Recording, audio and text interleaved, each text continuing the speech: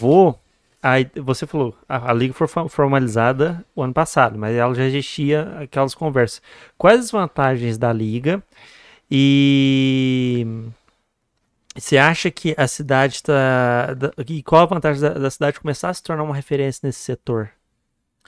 Olha, Check 1. Hã? Check 1. Tudo bem. É. Deixa eu passar porque uma pergunta que tava na minha cabeça era essa. Não vou apanhar hoje, graças a Deus. olha, a vantagem de se estar associado é que a gente contribui muito um com o outro, né? Apesar de ser um grupo de concorrentes, são concorrentes que não se odeiam, né? A gente é concorrente, mas não é inimigo. Que bom. Né? Então, a gente tem nossas divergências, mas a gente trabalha para um bem comum, que é ter o nosso setor fortalecido. Então, a gente luta por questões de comum acordo, né? Tenta trazer benefícios para os associados e tenta mostrar essa cara da cerveja artesanal para a sociedade como um todo. Né? Então, lá quando a gente fundou, a gente ia até comentar isso, acabei fugindo do assunto, né? Do roteiro que o Fagner bem lembrou. Quando a gente fez a fundação da Liga, a gente criou, né? Tem um mapinha das cervejarias, que inclusive hoje está desatualizado, porque entraram mais cervejarias, né? Umas saíram, outras entraram e tal, a gente tá maior do que era.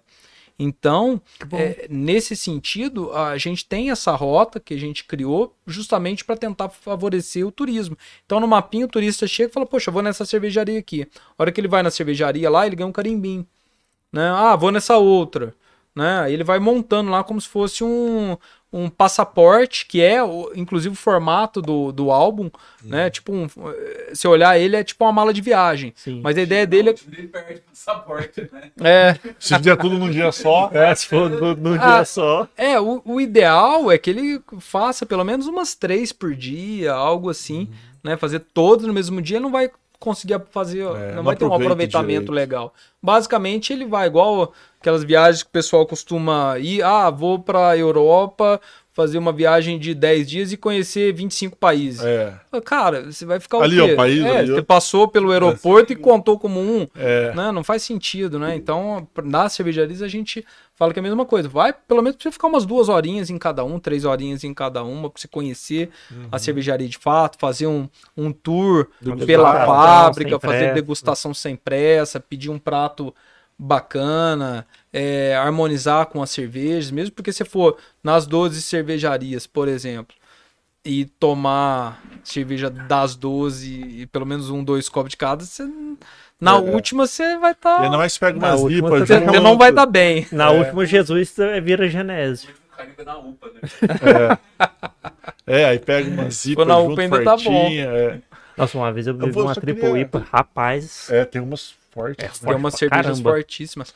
Uma que a gente produziu, uma RIS, isso foi quando? Acho que 2019. Eu já tomei uma dessas também, é forte e boa pra caramba. Tem 11% de álcool. Nossa, comercialmente ela não é muito bacana, sabia? Porque ela é muito forte. O cliente, né, do bar em si, ele toma uma, a segunda ele já não quer porque já tá ficando meio fora do prumo. Eu devo confessar que eu sou esses clientes aí, entendeu?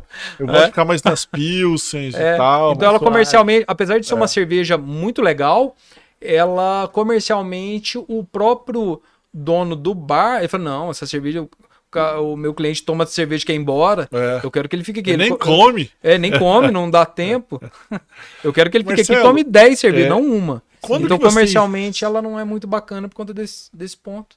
Quando que vocês pensaram em fundar essa liga, efetivamente? Você falou assim, olha, realmente a gente precisa fazer uma associação entre nós, porque a gente está tendo muita desvantagem e cada um está competindo por si só, e no final das contas, essa competição está sendo mais letal do que saudável para nós. Olha, eu confesso que na fundação, né, lá quando a gente montou um grupo de WhatsApp no início, a gente não tinha essas questões na cabeça, né, de participação. A gente sabia que a gente precisava se falar, mas não tinha ainda em mente essa questão de letalidade de uma concorrência desleal, por exemplo. Mas basicamente foi no início de 2019, coincidentemente com a minha vinda para cá, mas não tem relação de fato de eu ter vindo e falar assim, foi só uma coincidência, de eu ter vindo e falar, galera, precisa. Isso foi algo meio mútuo entre as pessoas que participavam. Né? A gente criou um grupo, nada mais era do que um grupo de WhatsApp entre algumas pessoas das cervejarias, e esse grupo foi crescendo. A gente já chamava ela de Liga lá no começo, era Liga, né? Tanto que aí virou a Liga das cervejarias depois, né? Mas a gente não tinha de fato esse pensamento, mas sabia que precisava, né? Falou, vamos ter algo mais unido, se falar, tentar fazer alguma compra conjunta, né? Tentar fazer alguma redução de custos. Como que a gente se une, né? Onde 1 mais 1 é maior que 2. Né? Esse era o nosso pensamento inicial. Né? Mas essa ideia da concorrência não foi um motivador para a criação da liga em si. Entendi. Tem algum outro projeto que vocês já estão pensando, além desse roteiro, alguma outra coisa? Tem a compra conjunta que você está comentando também, que é interessante. A compra conjunta a gente tenta viabilizar, mas ela nem sempre encaixa. Dificilmente ela encaixa. Por muitas questões, às vezes uma cervejaria não está precisando daquele produto naquela hora, às vezes não tem a grana para comprar naquele momento, aí o fornecedor quer fornecer para um CNPJ é o principal. E aí como é que você faz essa divisão aqui? Aí você compra, paga imposto para poder fazer divisão. Então não é algo tão simples. Mas a gente tem algumas ações que a gente tem em conjunto com a Câmara de Vereadores para poder melhorar o setor. Né? Tem algumas tratativas, projetos de lei, coisas que já estão aprovadas. Eu ia falar nisso, contribuição do poder público. A gente é bem parceiro do poder público. Então, isso favorece muito. Né? Inclusive, um dos incentivadores da formação da Liga, da formalização da Liga, inclusive é o secretário de Turismo, o Ricardo Oliveira. E ele que é grande amigo nosso, grande parceiro, ele é o grande incentivador, né? O Sérgio também é incentivador, né? O prefeito. E então a gente tem bastante parceria nessa questão com o poder público, e isso tem ajudado bastante. A gente ajuda o turismo, né, que a gente traz muito turista para cá por conta das cervejarias, né? E o turismo ajuda a gente no que é possível, dentro da legalidade, dentro do que é possível. Sim. Porque é importante, porque, por exemplo, a pergunta que eu faria e farei é: os hotéis também, eles veem isso como algo interessante? Porque às vezes ele fala assim, é interessante sim, mas não se movimenta muito. É a maioria. A maioria está na torcida, eles, né? Mas não tá no campo jogando, né? Não vai lá para chutar a bola pro gol, mas tá lá na torcida. Vamos fazer alguma coisa, vamos, mas não tá lá jogando de fato. Mas os hotéis, eles são favorecidos, né? Por conta do turismo. Todo mundo, de fato, né? Inclusive na pandemia tem casos engraçados, né? Não vou citar nomes, né? Não seria ético da minha parte. Vocês vão ficar na curiosidade. Mas teve Fala o nome, comenta aí. Mas teve um fornecedor de produto, não foi para minha cervejaria, mas era, se eu não me engano, era carne, acho que era carne, né? Um açougue, alguma coisa. Eu falei assim, mas eu não tenho nada a ver com o turismo, eu não sou beneficiado. Aí a gente pensou, poxa, como não? Isso despertou algo para a gente poder tentar linkar os tipos de negócio ou as pessoas que não são beneficiadas com o turismo. E a gente chegou em um grupo de praticamente zero. Todo mundo é beneficiado com o turismo. Sim. Inclusive, essa pessoa que falou, né, que não era beneficiado com o turismo, ela é quase que diretamente, né? Que ela falou assim, o turista não vem comprar carne.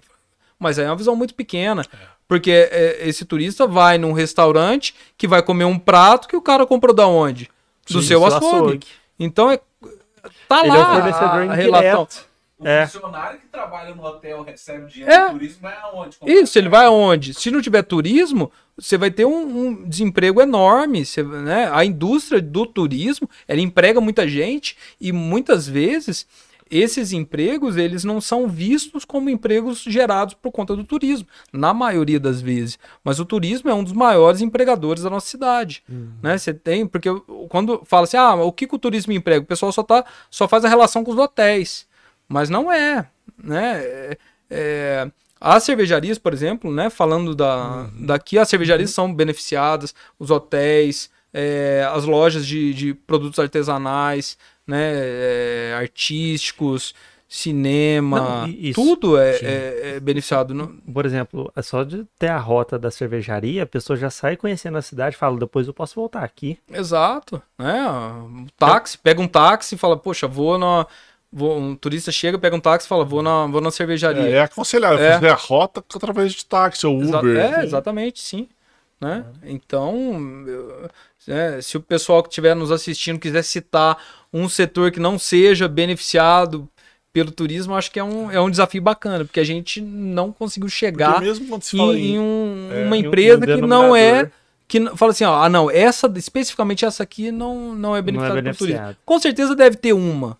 Né? Deve ter, mas 99,9% deve ter essa exceção, né? Que a gente não conseguiu pensar. Mas eu falo para você que 99,9% das empresas, das pessoas, são beneficiadas pelo turismo. Deslinkado totalmente, eu acho que é difícil. É muito difícil, muito complicado. Eu concordo também de ser totalmente deslinkado, zero chance. Totalmente.